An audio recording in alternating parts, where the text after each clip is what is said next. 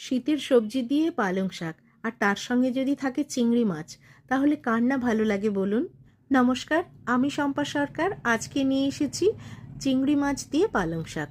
প্রথমেই কড়াইতে অল্প সর্ষের তেল দিয়ে নুন হলুদ মাখানো চিংড়ি মাছটা খুব হালকা করে ভেজে নিতে হবে। হালকা ভাজা হলেই কিন্তু মাছটা তুলে নিতে হবে। চিংড়ি মাছ বেশি ভাজলে কিন্তু শক্ত হয়ে যায়। এরপর কড়াইতে আবারও অল্প তেল দিয়ে বেগুনগুলোকে নুন হলুদ দিয়ে ভেজে নিতে হবে। বেগুনটা হালকা ব্রাউন করে ভেজে নেওয়ার পর তুলে নিয়ে আবারও তেল দিতে হবে। এরপর পাঁচফোড়ন দিতে হবে। পাঁচফোড়নটা একটু ভাজা হলেই এর মধ্যে আলু আর কুমড়োটা দিয়ে দিতে হবে। আলু কুমড়োকেও নুন হলুদ দিয়ে ভাজতে হবে। আলু কুমড়ো একটু ভেজে নেবার পর এর মধ্যে শিমটা দিয়ে দিতে হবে। শিমটা দিয়েও আবার খুব ভালো করে ভাজতে হবে। এরপর ভাজা বেগুনটাও এর মধ্যে অ্যাড করে দিতে হবে। সব সবজি খুব ভালো করে ভাজা হলে এরপর কিছু গুঁড়ো মশলা দেব। হলুদ গুঁড়ো, জিরের গুঁড়ো আর নুন। সব মশলাগুলোকে অল্প একটু জল দিয়ে মিশিয়ে নিতে হবে। এরপর দিয়ে দিয়েছি 3-4টে কাঁচা লঙ্কা চেরা।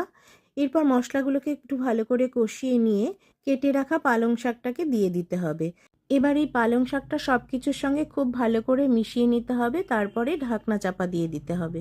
পালং শাকটা ঢেকে দিলেই শাক থেকে প্রচুর জল বেরোবে এবং সেই জলেই কিন্তু সব সবজি সেদ্ধ হয়ে যাবে। এরপর ভেজে রাখা চিংড়ি মাছটা শাকের মধ্যে দিয়ে অল্প একটু জল দিয়ে চিংড়ি মাছটা খুব ভালো করে সব কিছুর সঙ্গে মিশিয়ে নিতে হবে। জলটা টেনে গেলে দিয়ে দিতে হবে স্বাদ অনুযায়ী চিনি।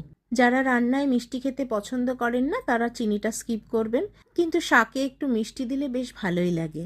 দেখুন দেখতে কত সুন্দর হয়েছে, আর খেতেও কিন্তু দুর্দান্ত হয়।